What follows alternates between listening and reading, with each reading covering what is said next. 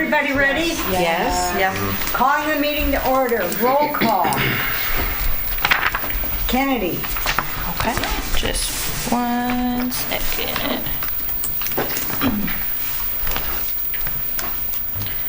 Okay. Chair Stanball, Here. Vice Chair Garber, Here. Commissioner Winkler, Here. Commissioner Meadows, Here. Commissioner Lane, Here. Commissioner Cohen, Commissioner Bond, Commissioner Jackson, Commissioner Knoll, Councilmember Gashi Edwin, Here.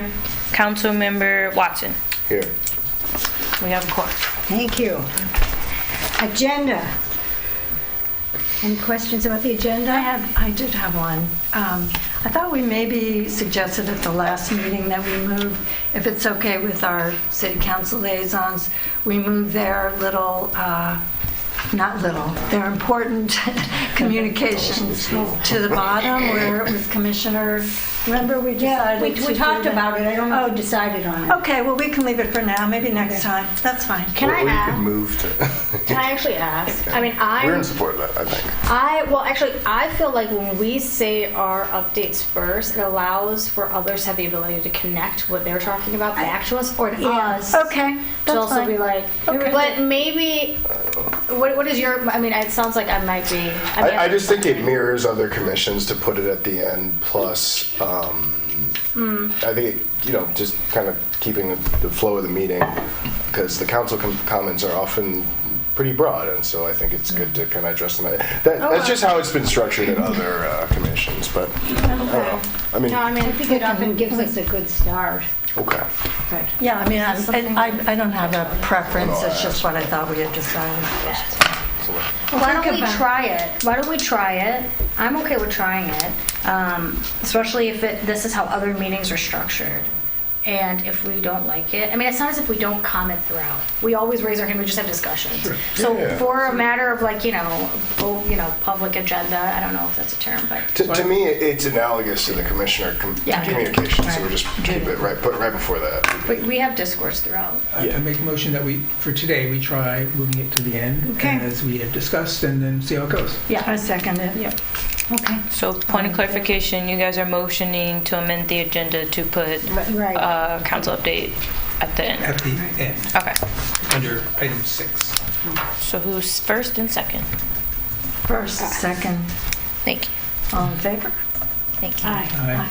Thank you. Complaints overview, Judah. Oh, I'm sorry. minutes moving and the public minutes. comment. Public comment? Public comments. No public comments? None. Approval of the minutes. Minutes.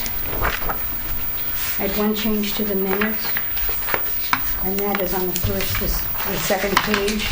Under old business, it says that there's an upcoming meeting with Chief Anderson in October, and it's not. It was on September 26th, and there is none for October. Okay. The next one is At the last November meeting. 21st. I said at the last meeting, it was mentioned that you guys had one upcoming this month. It was upcoming the 26th of September, so it was at the end of the month. No, it was mentioned in October. But I There can is there is none in October, I can tell you that. Okay. I see what you're saying. Okay, what was that Thank date? you. November what? 21st, Okay. Is it? yes. What'd you I got? have it November 12th. Give it for the 12th? Mm-hmm. Oh, We can talk about we it. can talk about it. Which one of you is dyslexic? Yeah. I am. All right. So first and second for minutes? Oh, no. No, I'm sorry, I take that back. Yeah. That's November 12th is the Motion to anniversary. approve the minutes? Oh, okay. I can second. Thank you. All in favor? Aye. Aye. Thank you. Okay, complaints overview. Since our last meeting, we had one possible complaint, which we were going to have an informal discussion about. It looks on its face that it doesn't fall within our jurisdiction. None of the allegations fall within a violation of the ordinance, so I think we would just acknowledge receipt and give some direction, but there's no further work based on its face as Yeah. what we can do going forward. Yeah, so it doesn't need to be. Yeah. Yeah, and then there's one or two others that are still being wrapped up, but that was the only new one. Okay. Nothing more about complaints. HRC promotional effort, Pam. So we had long been requesting to advertise on CTN, Cable Television Network, and we finally, this is now October, I think it went in July. And so we want to thank Dana Denha and Melissa Bondi, I believe, for their efforts. Just kind of some miscommunication. And I think some of the requirements changed, which is why we weren't able to be advertising sooner. But we are physically being advertised on Channel 19, cable, at least if you're in the Ann Arbor area. I texted with Dana yesterday because I couldn't see it. And she checked with Melissa, and Melissa said it's out there, but there are 75 other advertisements. So you have to kind of just sit and, look for it. I thought when I viewed it that it was alphabetical, but so it's not the Human Rights Commission, it's the Ann Arbor Human Rights Commission, so we should be like at the top of the list and then they cycle through. So we are prominently being advertised there, and I like the way that they did it. I had some ideas about how we would like to have it be, which was showing the ordinance. But because of space limitations, it points them to the website and I believe the QR code. And so it's a little blurb that looks like a business card that asks the question, do you feel as if you've been discriminated against? Do you know what to do? Do you know where to go? Go to the website and here you can have all of your questions answered, or you can call the number and someone will respond to you. So very nice, professional, and it'll stay there indefinitely. Because I didn't see it initially, I thought it had like a time limit, right? It only ran for a certain period, but it's indefinite until we change it or ask for it to be removed. So it is there. I encourage everyone to take the time to look for it and see, because that's what the public is seeing. Yeah. I don't know that it's generated any interest or inquiries or complaints. I don't know how that's actually being tracked, but at least the information is out there. We can see it, the public can see it, and we're no longer the best kept secret. Kennedy, are you asking how people heard about us? when So they yeah, called? that was added on the complaint sheet. Great. At the last meeting. Yeah, thank you for doing that. Yes. You're Yeah, welcome. that's great. That's great. Let's see if we can figure out what Yeah, see if impact they this ever, yeah. has. And think about other ways.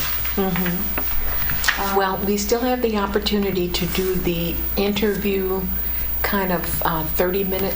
That one's more like a public service announcement.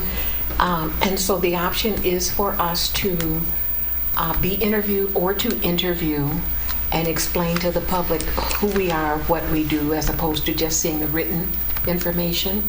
I think that's something we probably should look into. Just because a lot of things have changed, we've added to our ordinance, so we have additional bases in which people can file. We've also extended the time that you can file under. We're not limited statutorily as with the state or the feds. So I'd like to see us, and we've talked about this, either interviewing you or having you interview as the chairperson, or all of us being involved and just kind of talking about the work that we do, and maybe even sharing some of the statistical data that we gather on an annual basis. Number of complaints, the areas in which they're filed, the disposition or resolution, or if they're non-jurisdictional. Are we allowed, does the city of Ann Arbor social media, Kennedy, ever, promote commissions and stuff like that? If we made graphics, could it be posted on your page? On the HRC website page? No, on, the Facebook for the city of Ann Arbor. I don't think so. I don't control those. We've asked They before. don't. Yeah, okay. Yeah, they don't. I think it's they just don't. They're really hesitant about giving and branding commissions, considering There's so many of them. There's so many of them, and you know, they represent sometimes the consensus of this residents on it, not necessarily the views of the city. But that's what I was told in the past.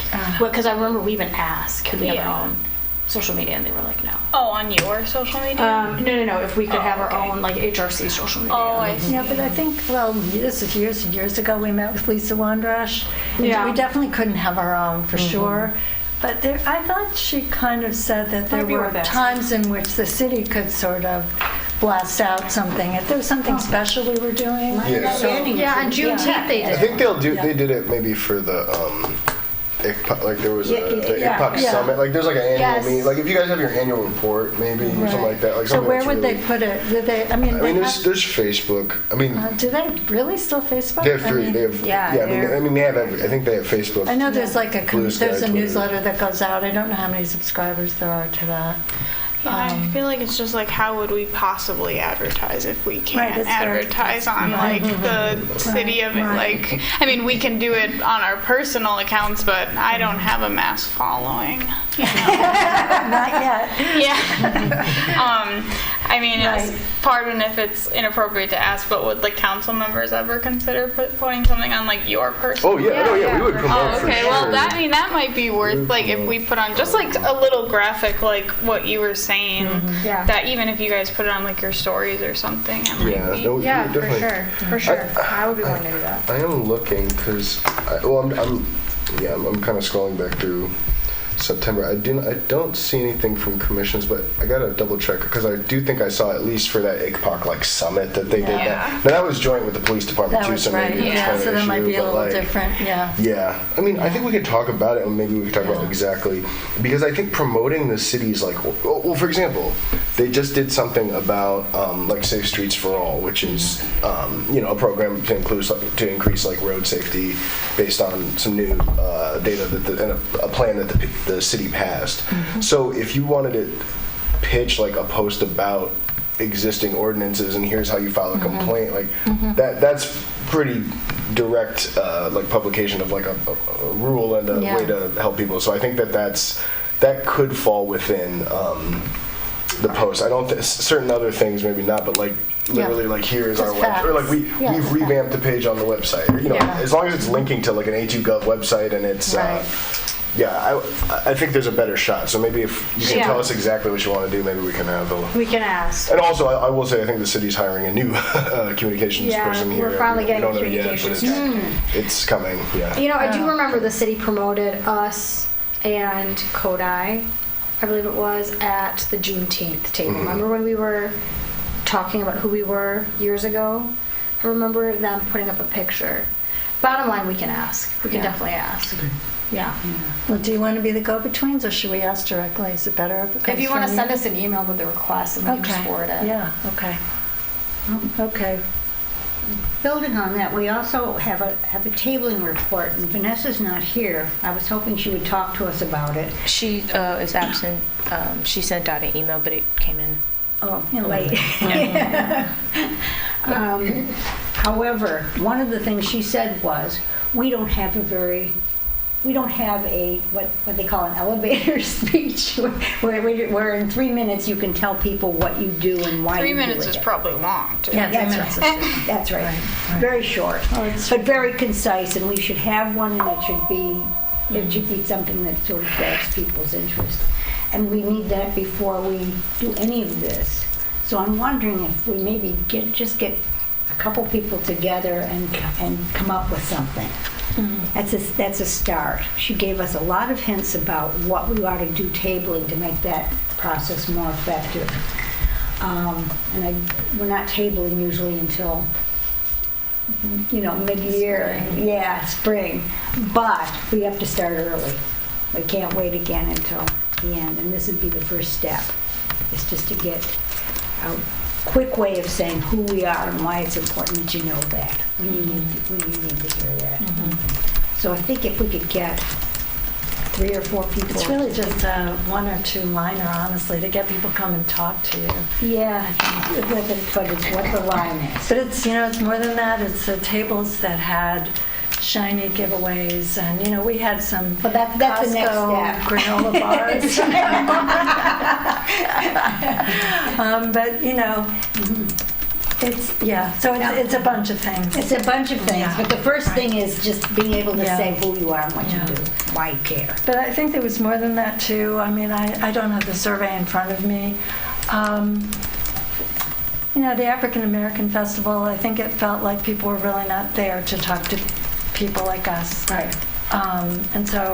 And also it was maybe where we were located. Yeah. So there just wasn't much traffic, honestly, especially for the whole day. Mm-hmm. So it's a question of balancing, where we can get the most. We Yeah. didn't get into the pride, whatever it's No. called. And the questions, I mean, one of the things she said was to make sure you're targeted because Right. because if there are lots of other tables Right. that are more flashy and Right, we're not going to get right. it's not worth our time to stay there. I think some feedback I also had, which I know it's difficult because we don't have a lot of funding and like the other commissions have more than we do typically, but I feel like when I tabled on Juneteenth, it was really hard because we were with two other commissions and I was with Zach at the time. Yeah. And he's so good at talking to people that he would talk to the people and then the people would be like, okay, I'm done with this table, and then they like walk away. So I feel having three at one, like people aren't going to like sit there and like talk That to may be each. one of our problems. Yeah, I feel like for me that was a big problem that day because I was also in the middle, which I feel like was also hard because then like Pac was here and Zach was here and I like did not talk to very many people. Right. But- Yeah. Yeah. And it would be nice to have something that allowed us to have a flag or something that said this is the Human Rights Commission. Well, we did. We did have a very good. Yeah, but basically it said that there were these three groups that were being represented. You didn't know who was who. or- Maybe we could get like a big sign that says like, "Do you know your rights?" or something to try to like Yeah. draw Yes. people in or something that, like you know that. what? Just that sign might really do it. Something catchy. The Ann Arbor people like that, We Huh? have the tablecloth banner. Do we have one? We don't have a tablecloth banner, no. Okay. Although I make something, I think every year. Yeah, they made a good big. Yeah, but it's But we they're don't fairly have a- inexpensive and easy to obtain, so. Yeah, but having the three groups there, as Hannah said, Yeah. you don't know who's who, and it's sort of a mishmash. Whereas know your rights is Yeah. talk to us. Yeah. Well, we have lots of time. We have lots of Next time, year. but it would be nice if we had a group that was interested in promoting in that way and who's starting to think about it.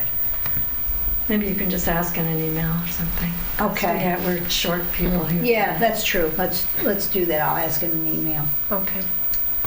But consider signing up because I think it's important. We're spending time. We might as well make that time really be useful. Yeah. Okay, traffic stops. I tried to write out. Judah and I attended a IPOC meeting where they talked about traffic stops. And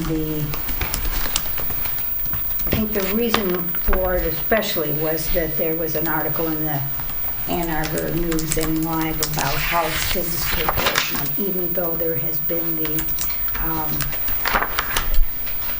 efforts to change it. And so I wrote something about it. Let's see. Here we go.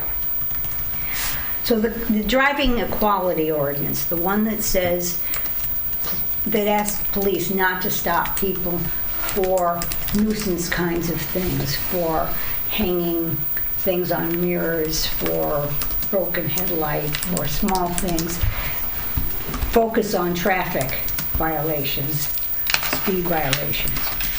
That was passed in July of 2023.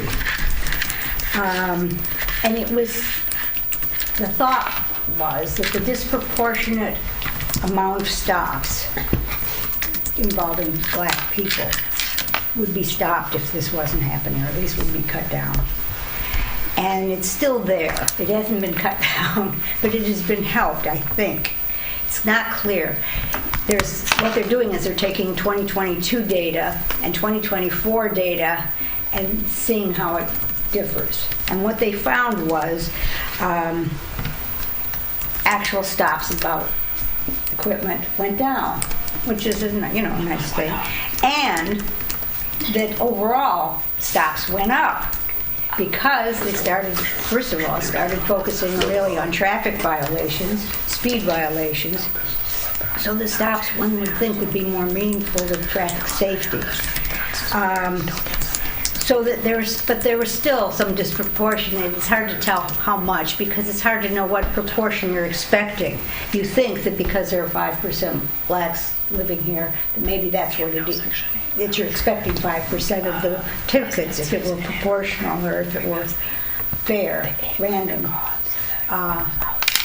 That it'd only be 5%, and it's way higher than that. It's more like 20%, although some figures that I saw were more even higher than that.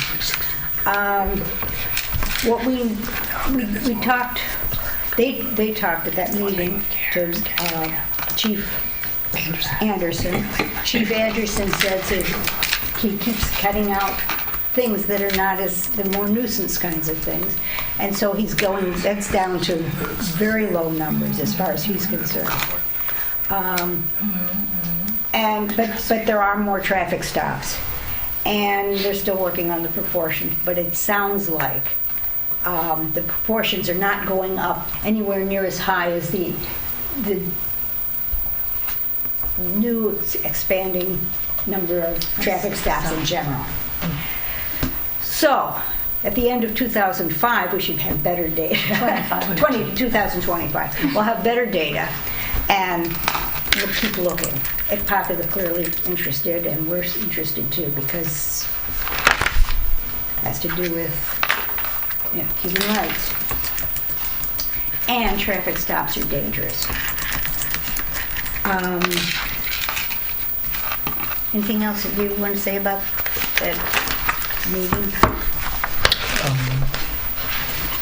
I didn't see the statistics about overall stops.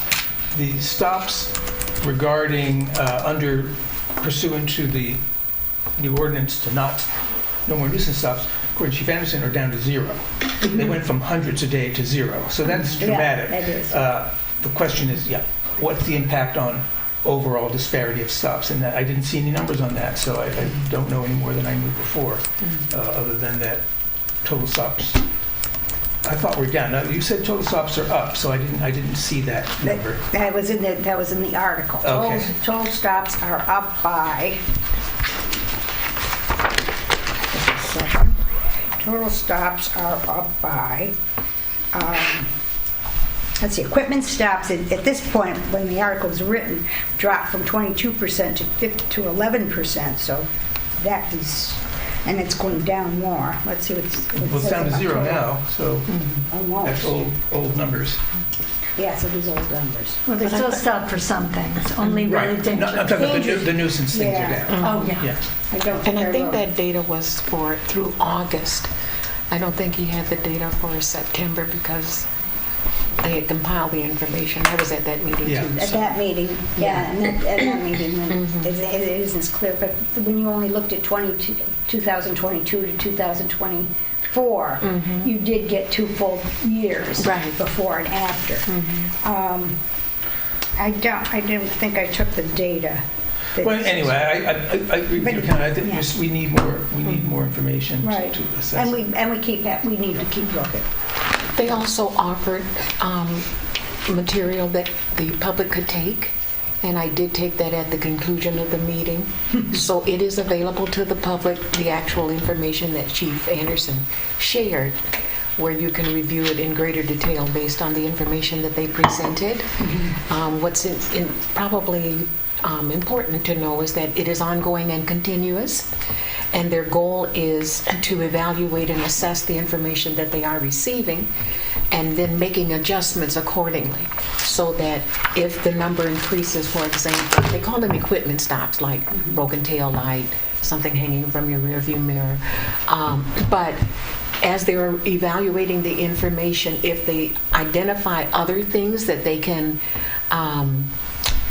ask their officers to I don't want to say ignore, but not cite individuals for, then they will incorporate that. Because if I understand it correctly, I believe the chief made mention of it, and I think Patrick McGuire did in our meeting with him, that our chief has recently issued additional instructions to the staff that as things come up and they tend to be more nuisance related, that he will direct the staff to stop making stops for those types of things. Because the goal is, you really want to concentrate on the more serious crimes, if you will. You don't want to have your staff engaged in all of these minor things that are time-consuming, paper-wise and otherwise. So that was encouraging to hear that it's ongoing and continuous, because they're assessing and evaluating the information that they're receiving, and then they're making the adjustments accordingly. The policy was last updated in May. Yeah. Since the policy is updated, there were 3 equipment stops in May, 7 equipment stops in June, 1 in July, and 0 for August. So we're at full. Way down. Yeah. So, yeah, from 44 in August of 2024 to 0 in August of 2025. Total stops in August were 563. In the month before was 994, but I'm pretty sure that's related. There was actually a really specific traffic enforcement done along Packard for pedestrian safety, and I bet you a lot of those stops were related to the specific corridor where they'd seen a lot of endangered pedestrians and bad driving.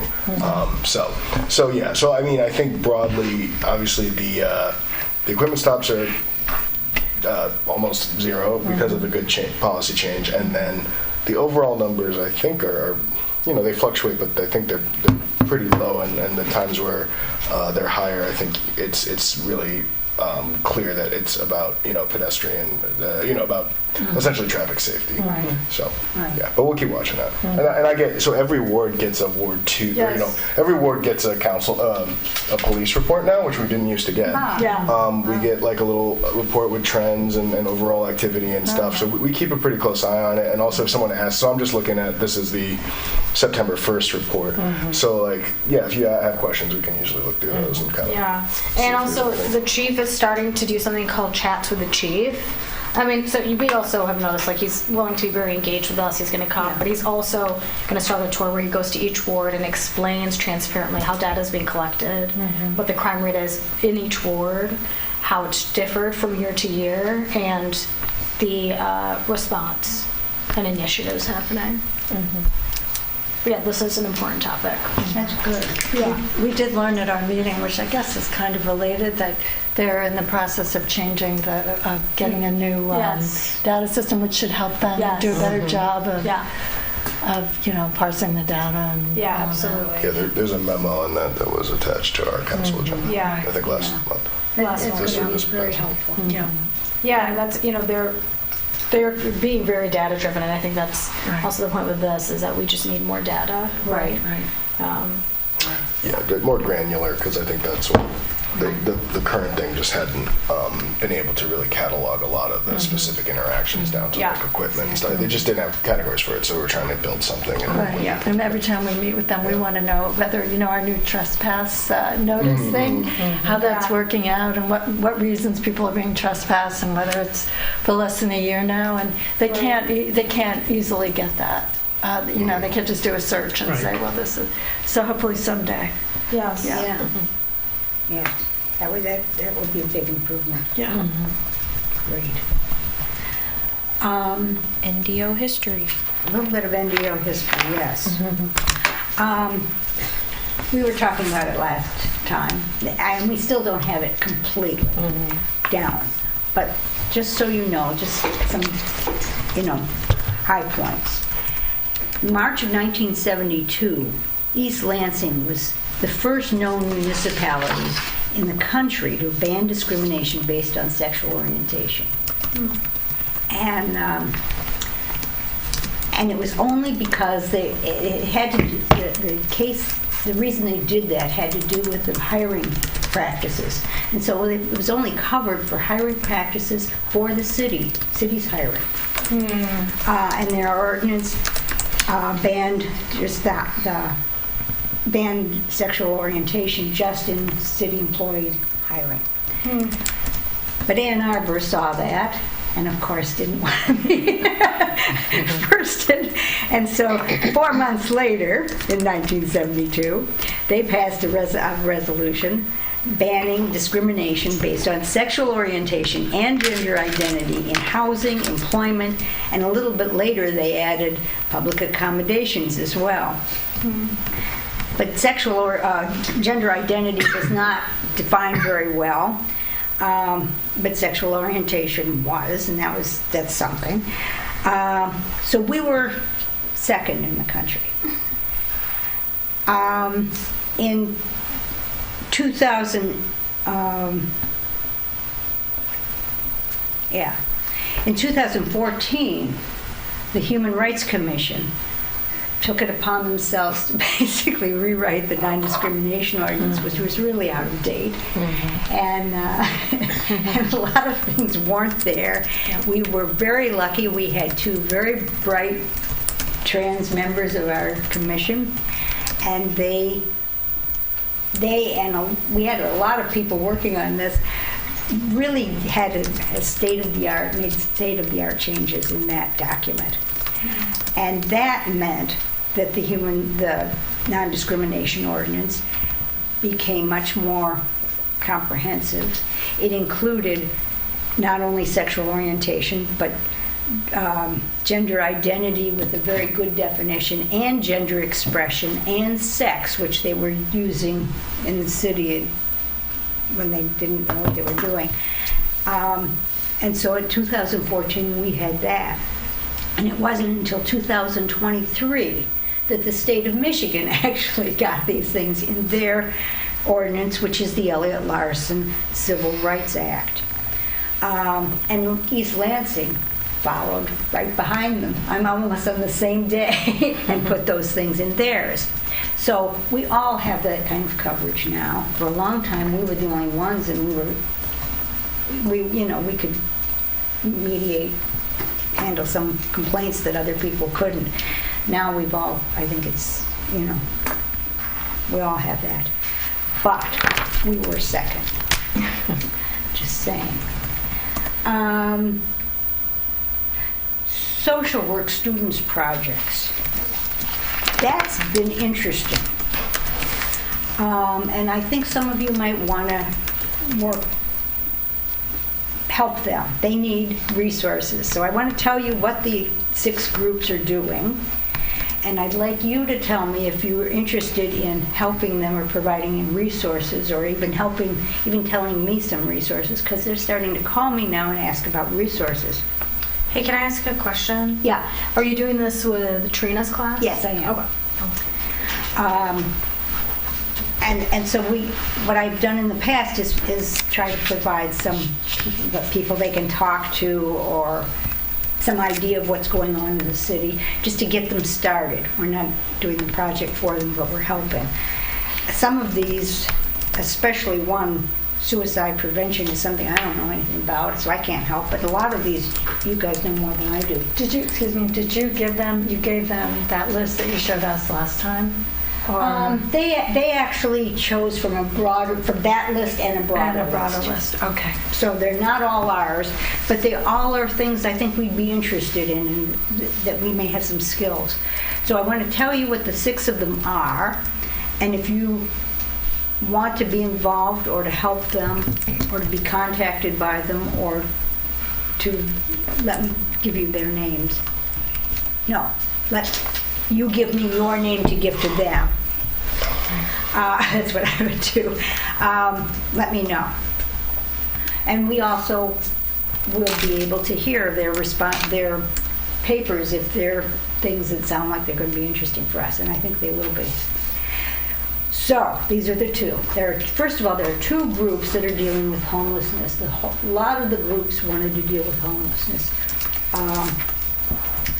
One has to, and they're both having to do with long-term. One has to do with just long-term sheltering needs, and the other one, I think it's going to focus more on Mercy House. I don't know what that is, but so 2 groups that are interested in homelessness. And so if you have information on that and wanted me to give them your name, I would be happy to do that. Another group is dealing with comprehensive sex education, which, again, I don't know anything about, but other people might and want to be resources for that. Another group is dealing with unarmed response. I didn't even give them that because we've dealt with that a lot before. But what I did is I responded to the professor when I found out that group was doing it, and I asked her, I explained to her that we already, if they're doing it for something that will help us, and that's what they say they'll do. They want to help the city somehow. They want this to be useful data, these research papers that they're doing. I said, don't try to sell us on the idea of unarmed response. We already bought it. Yeah. We're interested in things like how do other communities deal with the liability issues possible? How do they deal with police who are should the police be involved or not? How many groups have police involvement and how is that working? Though it's more the end of that. How is it implemented? Who's responsible? Who's paying for it? How's it working? So those are the interest, and I hope that's what they're going to be dealing with. Didn't we have a group do a pretty good unarmed response presentation for us last time? I seem to recall it was good. But you're right, it focused more on the things we already knew. Right. Yeah. And I think a lot of communities know that. What they don't know is what's really working, what's really not working, and that's what we need to know. Yeah. Suicide prevention. This is a group, anything we can do and how we work here. Maybe if anybody has a lot of an in with Ozone House, for example. Maybe that. Huh? I said, maybe that. They can interview. Yeah, I think that we should emphasize to them of less of us providing information, more of them doing research. Like, talk to Ozone House, that's fine, but also look and see what other municipalities are doing. Do some policy research. That's what I told them when I talked to them. That we're not the people who have the knowledge. We can tell you where to start. The county might be a better place to ask about things like that, but I think... They are in charge. And I did talk. I talked to them also about the county if they were doing anything with health. They should focus on the county more than the city because that's where it's directed. Yeah. Finally, renters' rights education, which I think is a real interesting one, and anybody who's interested in that one. Let me know. I'd love to be able to give somebody a name. Maybe you can refer them to the Renters Commission here. Yes, that's right. Yeah. Again, I don't know exactly how it ties in with the city, but the office I work for does house the homelessness. It's called like the Continuum of Care, which is basically it's like a collaborative group of a lot of people. It's like probably 20 to 30 orgs that they come together to try to find solutions to like homelessness in the county. So I could put them in contact with someone who runs that, and then also they could come to the meetings. They're open to the public, and they actually are pretty. I go to everyone because I take the minutes. But they actually are pretty interesting. So I could give them your number. Sure. Great. And then same with like the sex education, they could email the health department. I know, they do that kind of stuff. Probably suicide prevention. Maybe they could talk to CMH for that stuff. But I agree.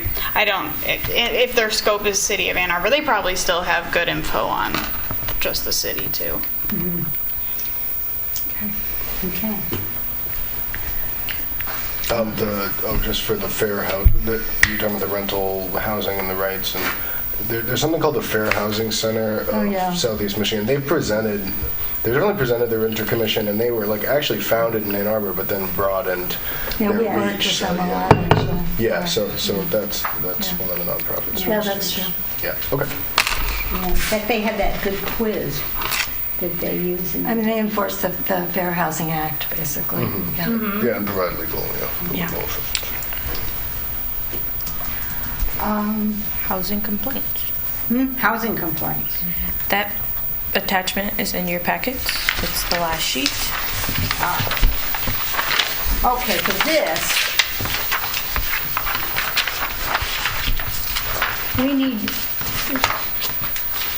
we are getting a lot more complaints about housing issues, about landlords who are not being fair, about rental situations where people feel like they're being discriminated against for one reason or another.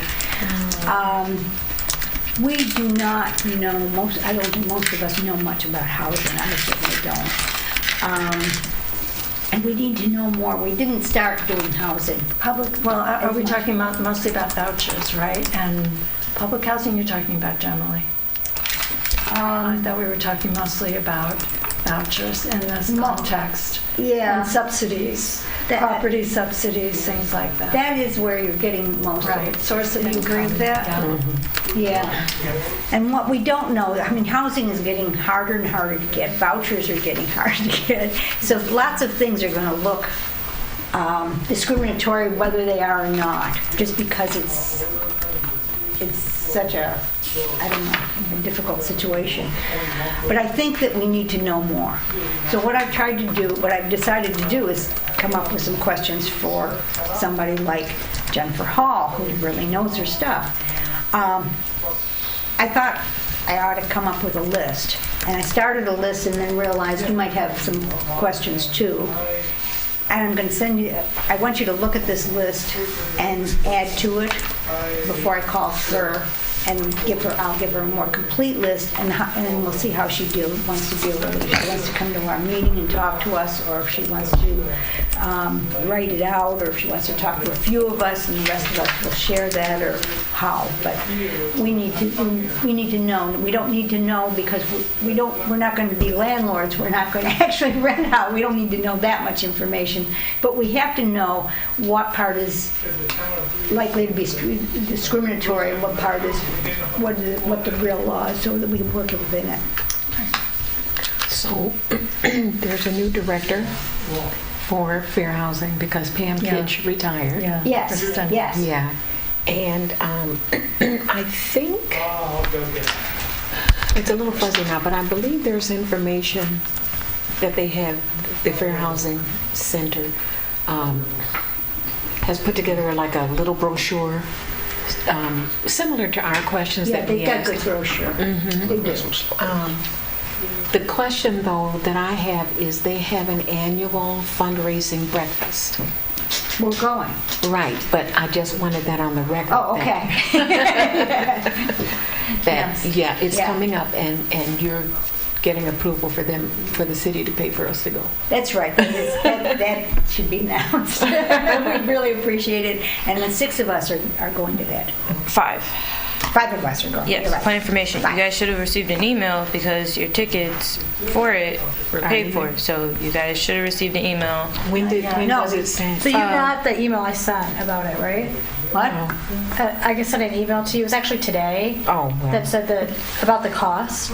Are we talking about the same thing? Yeah, and she said that the other gang tickets. Oh, okay, cool. Yeah. Thank you for that. Yes. Oh, yeah. So, or maybe I just got an Is it email. coming from you, Ashley?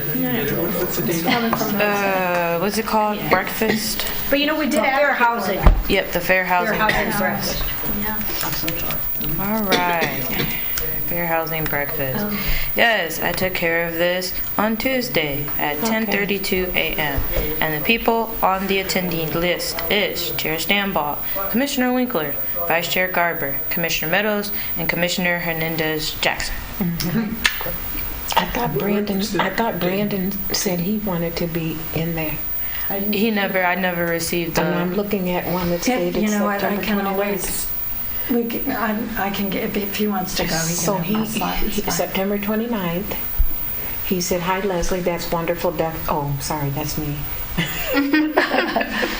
Hey Pam, I think that's your email. What's the date? So the date We'll figure it is out. October I don't think he said 16th. that. 16. That's fine. At 8:30 a.m. And Say again? It is at the Weber. Weber. Thanks, you guys. Yeah. And it's also virtually on Zoom as well. Right. Oh, Yeah. right, yeah, yeah. I did- yes. But Michelle Adams is the speaker. She's a law professor here. She's awesome. Yeah. October It's the- 16th, 2025 at 8:30 a.m. at Weber's. Yep, And yep. it's also virtual. And those are the list of attendees. And so when you guys get there, I'm assuming they will have a list for your names, but you guys should all be sitting together. You guys are all under the same organization. Okay, wonderful. And one of the things that is very cool Thank you, about Aisha, this- for that. Thank you, yes. And then before, he also, you know.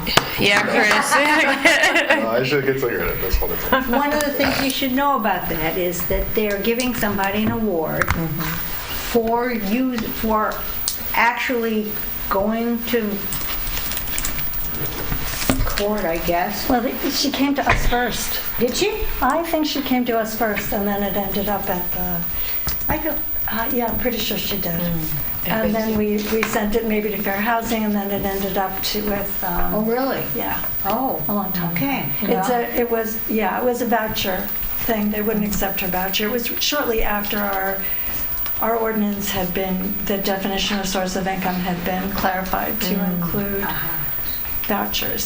Source of income was always in there as a protected category, but it was not very well defined.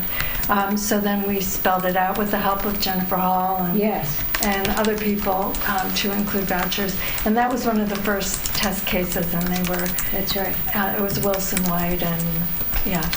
And so eventually the law clinic came in and took the case. Yeah. Yeah. But based on our ordinance. Yeah. And the source of income. That you cannot discriminate on the basis of source of income voucher. So we have done something, just so you know. I think that is HRC next steps? HRC next steps. One of the things I'm doing, that's next steps, and that was what I was going to talk about last time. I forgot what I was going to say about it, but now I can say it. I'm doing some interviewing of everybody, so don't be surprised if I call you and ask you what you think we ought to be doing, what would you like to be doing as part of the HRC? What do you think isn't being done that maybe we can join with somebody else to do? This is a good time to really look at human rights issues and how we can be most effective. And I'm really trying to do that. I also have started doing some interviewing of stakeholders like NAACP, like, groups that sort of depend on us or want us to help them. And hopefully that will give us information for planning for next year. So please think about it, and don't be surprised when I call you and schedule something and we'll talk. This is in addition to the strategic planning stuff. You're talking more substantive, the issues Yes, that I are am. happening right now. Yeah. I'm talking substantive issues. Mainly human rights in Ann Arbor. So I think that is the end of this agenda. Except for Communications. That's right. We're going to have police communications as well from City Council. So I'll just, so I am the council liaison to the Housing Commission, so I can answer a couple of these questions on the housing questions. So the first one, what are the changes to Section 8 housing voucher program that will impact Ann Arbor, how they impact the city? So there's actually semi-good news there. Trump got a lot of headlines by, I think, zeroing out funding for the Section 8 program, but that the proposed House and proposed Senate, so the Republican House and the proposed Democratic Senate federal budgets, if you average the two of those numbers, which will end up somewhere in between, it's basically flat funding for Section 8 program, which is technically a cut because there's 2 to 3% inflation, but it's like much, much better news than what you guys have been hearing. There's a group that kind of goes through exactly what is to come in the budget, and that group is called the National Low Income Housing Coalition, and so they put out a notice. Their most recent one was in July, like with the like most recent proposed budget. So they really go through and talk about it. But there are areas definitely being cut, but like a lot of the worst things impacting our housing commission are what the House and Senate will actually approve is better than what Trump was originally saying. Let's see.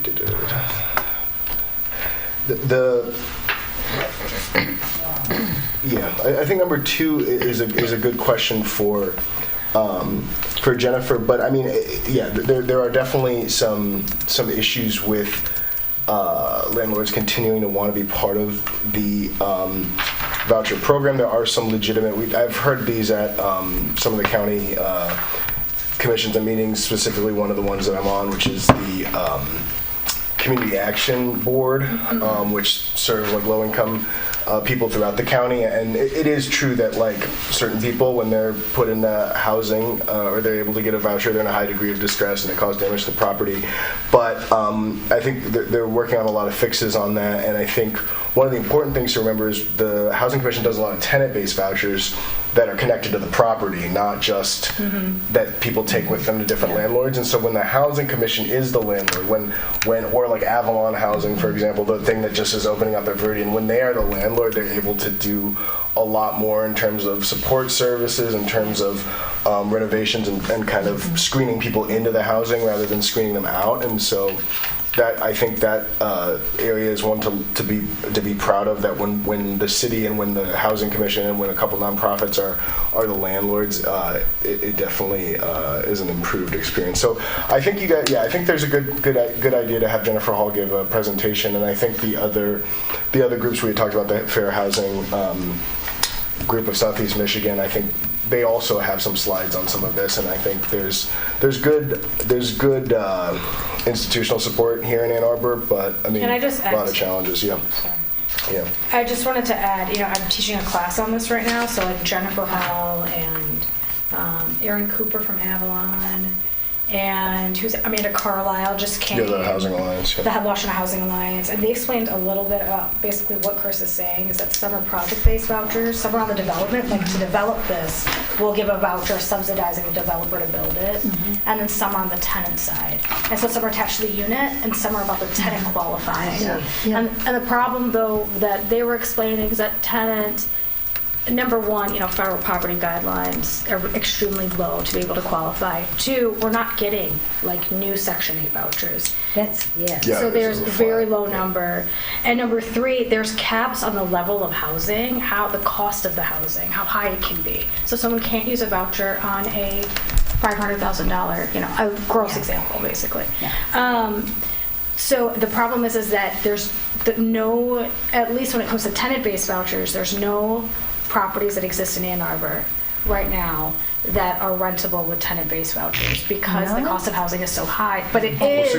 Well, 40% of people with the tenant-based vouchers do live in Ann Arbor, but yeah, you're probably But they- newly issued, like... It's in the county. Yeah, new people. It's in surrounding areas. Yeah. So, and that is... Wait, what? So say that again. currently right now, the Yeah. division between in-city and out-of-city Yes. for people Yeah, with vouchers. with tenant-based vouchers, yeah. With choice vouchers. Yes. Choice vouchers is Yeah. 40% in-city, 60% out-of-city, but the fair market rent is determined by the county. And so like open units in the city right of Ann now, Arbor. if somebody Yes, wanted if somebody wanted to, Okay. there's nothing What if the- at the fair market rent within the city limits, Yeah. but there are voucher holders living in Ann Arbor. Well, so what Yeah. happens if their rent goes up? Do they have to leave? I think if your rent goes, there's a provision in there that they're allowed a certain amount of increase. Like I see. they'll pay a certain amount of increase, and Right. I think your income can, once you're in a property, your income can actually increase a good bit before you get a like specifically in a housing commission property. I think your income can even rise to like 100% of the median before you actually, because we don't want to evict people, so Yeah. even if your income does go up, you can stay. But yeah, no, Aisha was saying that the stuff coming online Now is it's too above high. the fair The market rate is Yeah. too high. Yeah, Why the subsidized properties are a better deal in some ways. Yeah. exactly, and that's I think that like really having Jennifer Hall come and do a Yeah. presentation Yeah. is super informative. Yeah. Yeah. And then like telling students, reach out to Aaron Cooper, you may not have time, or reach out, so they can kind of see a continuum of like, you know, what permanent supportive housing looks like versus maybe even a shelter. But I think that when it comes to these financial kind of questions, that's really Jennifer Hall. Yeah, we've had a bunch of complaints that raise a bunch of these issues, and every time we get it, we email Jennifer Hall, and she helps us with it. But, Yeah. you know, having an overall A picture base, would be base level good. knowledge Yeah, is helpful yeah, for all of yeah. us, yeah. I think so. And then the last piece, just also, I mean, the other council update is the perennial update. The council continues to work on its comprehensive plan. Their draft 3 just released yesterday from the Planning Commission. It's expected to be forwarded to the City Council on October 20th. If that's approved, then it will be a 63-day comment period where everything up until now has been gravy. The 63-day comment period is what's mandated by the state. That's when the final changes will be made and the final comments will be collected. So definitely make sure to, if you have thoughts on it, make sure to comment during that time. But that doesn't change zoning, just real quick. Yeah, all right. No. To be very clear. A lot of people To be very clear. Zoning will have To be very clear. Yeah, I don't think we should. When that Based happens, on the public can come and also Right, engage them. Right, but they'll Right. be constrained by Yes. the comprehensive plan Yes, at that yeah, point, that's which like a is why strategic people... visioning doc. Yeah, Yeah. right. I think also there's a lot of misunderstanding. Right, there is, but it does, once the comprehensive, if I understand correctly, once the comprehensive plan is in place, the zoning, there will be some wiggle room, but the zoning has to correlate with the plan in some way, right? Yes, they're kind of, we're looking into, there are 3 land use buckets broadly. One is it's hub, transition, and residential. Right. Within those buckets, there's very much a discussion of, will they divide one of them into 2 categories, one of them into 3 categories. So like that's a really, really big part of the zoning, which means that, yes, like, there's a pretty broad guidelines for intensity, but like specific like things about setbacks and heights and different things, that all happens in the zoning. And yeah, so I think it's really important to comment on that. Engage.a2gov.org is just a huge hub for all sorts of city engagement. And you can see the plan. You can watch every single planning commission video. You can see the Q&As. You can see the engagement summaries, the changes between drafts 1, 2, and now 3. And but there's also some other stuff on there too, like gravel. We did a gravel road study, gravel roads drainage study. So like all kinds of, like literally. I'm just saying that to say large and small on engage.a2gov.org. And I think that's a place too where. I think that's kind of a model for if you're looking to think about some of these public-facing websites to allow people to use the different comment forms. I mean, clicking around there kind of shows the different outreach the city's doing. So that's what I got. And when we talk about affordable housing, like the comprehensive plan really, directly impacts our ability to create more housing because, there is a supply issue despite what people are saying, or some people say. And it'll give us the ability to have other housing kind of naturally age. And the ability to build housing in a single family neighborhood that is, 2 families living next to each other with 3 can add a lot. So it is all connected. And students on this project should also look at comprehensive land use plans and how across the country, what happens to those housing markets once restrictive kind of zoning policies are relaxed.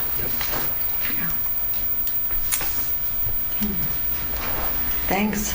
Thank you, yes. Yeah, I hope it was helpful. Any other commissioner communications? Anybody doing anything interesting or want to put a word in for something? In that case, can we Move to adjourn. Second? all in favor? Thank you for coming. Do you have any questions? It wasn't the most fascinating. Thank you for coming, yeah. Thanks for coming.